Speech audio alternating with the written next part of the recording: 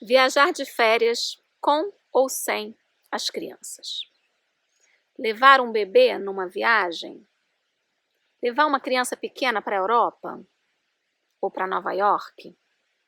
Isso é uma pergunta muito frequente que as pessoas fazem a si mesmas, que as pessoas criticam em relação ao vizinho, e ela me traz para um tema que eu já abordei aqui quando eu falei sobre a festa de 1 ano de idade, que eu falei muito sobre a questão das lembranças felizes e daquilo que atribui sentido e de o quanto a criança tem na experiência sensorial, que vem muito da vivência corporal e daquilo que ela percebe no olhar e no corpo do outro, né? No caso a mãe, ou o pai, ou a avó, que isso fica como um registro de memória corporal, de memória que está para além das palavras, que está para além da compreensão intelectual, mas que fica como uma marca, que é realmente estruturante para esse ser que está em formação. Uma marca de afeto, uma marca de segurança, de confiança que a vida é bela, né? Essas lembranças felizes, elas dão para essa criança a capacidade de ter fé na vida, de achar que o mundo é belo, porque ela se sente amada, ela se sente valorizada, ela se sente acolhida num ambiente que é seguro e que é amoroso, de fato. Então, a minha resposta a essa pergunta: vale a pena levar a criança numa viagem? Sim, sim, vale a pena, mesmo que ela não lembre intelectualmente. Ela vai lembrar como vivência, ela vai lembrar em cada célula do corpo dela como vivência, mas isso vai depender também do desejo dos pais. Aí é que tá, porque essa vivência, essa experiência, ela vai se dar a partir daquilo que ela observa no corpo, né? No corpo, na linguagem corporal, de olhar, de timbre de voz, etc., do pai e da mãe, daquilo que passa também como textura, como temperatura, todo esse ambiente que é criado a partir do prazer e da felicidade dos pais, ou de quem está vivenciando aquele momento com essa criança. Porque senão você vai me dizer, uma criança de meses de idade, você levar para um hotel fazenda a 1h30 de casa, ou para Paris, é uma lembrança feliz, de qualquer jeito, ela está junto com os pais, porque realmente, né, eu acho que a viagem tem essa característica, você levar o seu bebê ou o seu filho pequeno numa viagem, tem um aspecto que é muito importante, que é o aspecto do convívio, do contato, né? Numa viagem, você está o tempo todo ali em contato com aquela criança, a criança está vivenciando pai e mãe, ou pai, mãe, mãe, enfim, as duas figuras de referência estão juntas o tempo inteiro, não tem um que saiu para trabalhar numa hora e aí voltou e o outro saiu, ou que uma foi na ginástica. Não, é um momento em que aquele núcleo familiar, ele está num convívio constante, permanente, em geral, um convívio que é muito mais tranquilo e muito mais agradável. Não que em casa não seja agradável e tranquilo, né? Isso varia de família para família, mas pode ser maravilhoso, mágico em casa, mas o que eu quero dizer é que na viagem de férias, você tem muito menos influência da vida externa.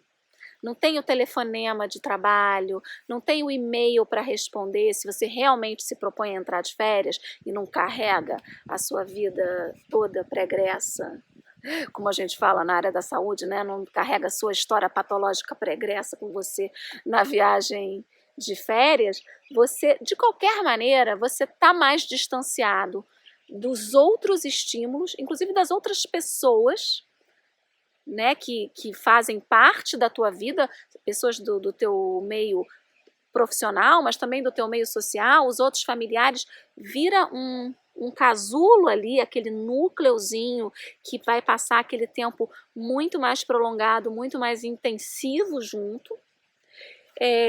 Isso em si já justifica, quando a gente vai falar, né, sobre essa história da construção de vivências que se traduzem como memória corporal, como memória afetiva, como lembranças felizes.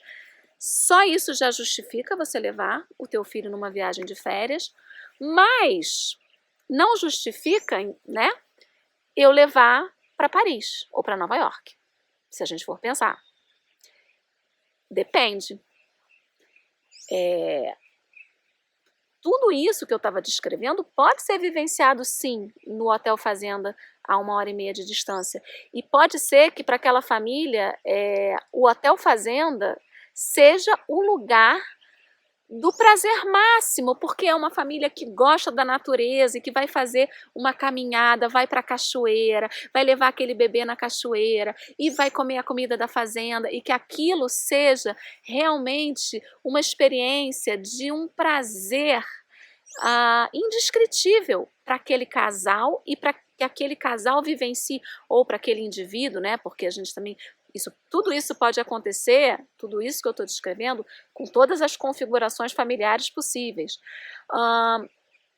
Mas isso pode acontecer no Hotel Fazenda a 1h30 de distância, mas isso também pode acontecer em Paris, ou em Nova York, ou na Índia. Se o grande sonho da vida daquele casal é conhecer Paris, a emoção que aquela pessoa vai ter quando vê a Torre Eiffel pela primeira vez, ou quando vê o Taj Mahal pela primeira vez, e poder desfrutar daquele momento com o bebê dela no colo, e não sofrendo porque deixou o bebê em casa, porque tem esse outro lado também, né? Eu fiz uma viagem a trabalho para um congresso quando o Dudu tinha 1 ano e meio. Eu só fazia chorar.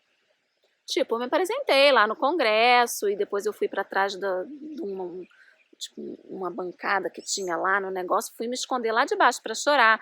Aí foi todo mundo pro restaurante, eu parecia uma louca, né? Todo mundo pro restaurante e eu chorando na mesa do restaurante. Chegou uma hora que eu me acalmei e tal. A gente compra loucamente, perde um tempo danado comprando, porque vem aquele vazio, né, de que o bebê não tá ali, a criança não tá ali, e aquele vazio a gente vai e larga a mão no cartão de crédito, né, e compra o que vê pela frente. Eu tenho uma amiga que ela tem 3 filhos, homens, né, hoje já são homens, ela é mais velha do que eu, e numa época em que brinquedo de menino era brinquedo de menino, brinquedo de menina era brinquedo de menina, não tinha essa negociação, né, que a gente hoje sabe que é saudável a gente não estabelecer esses rótulos.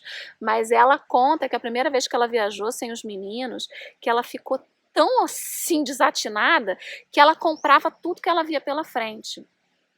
Então ela trouxe vassoura de brinquedo, ela trouxe panelinha, ela trouxe um monte de brinquedo de menino também. Mas ela trouxe um monte de brinquedo de menina que os meninos ficaram assim, mas mãe, para que você trouxe isso pra gente? Porque a gente surta, né, completamente. O que eu já trouxe de camisa de futebol, de viagem que eu fiz a trabalho é um espanto. Mas o que eu estava querendo dizer é que vivenciar um momento de grande emoção, de grande alegria, de grande felicidade, perto daquela criança, com aquela criança nos teus braços, com aquela criança vivenciando, experimentando aquela sensação de felicidade junto com você e junto com a pessoa que você ama também, que forma com aquele bebê um núcleo tão importante, isso fica marcado. Isso fica marcado muito mais do que o Hotel Fazenda, se o Hotel Fazenda não for o barato daquela família. Tá me entendendo? Se o barato daquela família é a trilha, é a cachoeira, é tudo que me dá mais prazer na vida, é fazer uma cavalgada. Então sim, o Hotel Fazenda a 1h30 de distância vai ser uma opção tão válida quanto Paris. Talvez mais válida se o Museu do Louvre não for o barato daquela família. Então, o que eu estou querendo dizer aqui é que aquilo que dá emoção, prazer, lembrança afetiva e lembrança positiva para o adulto que está em relação com aquela criança, é o que vai deixar nessa criança a lembrança feliz. É o que vai deixar na criança esse registro marcado em cada célula de estrutura de afeto, estrutura de possibilidade de sonhar, de possibilidade de construir um mundo de fantasia, que a gente vai ver que é a segunda etapa, né? Primeiro, na primeira etapa do desenvolvimento neuropsicomotor, precisa de todo esse banho sensorial, esse banho afetivo, que vai permitir que eu me estruture como um ser humano capaz de dizer: eu sou, eu existo em um corpo, eu sou um indivíduo que é diferente, que é diferenciado da minha mãe, né? Porque no primeiro momento há uma indiferenciação, e num segundo momento, lá para os 3, 4, 5 anos de idade, essa criança vai ser capaz de desenvolver um mundo simbólico, que é o que nos faz humanos, essa possibilidade de abstrair, de criar, de desenvolver um mundo simbólico. E todas essas experiências, elas vão construir nessa criança a capacidade de sonhar, a capacidade de desenvolver esse mundo simbólico. E, sobretudo, ao longo do desenvolvimento, quando essas experiências se perpetuam.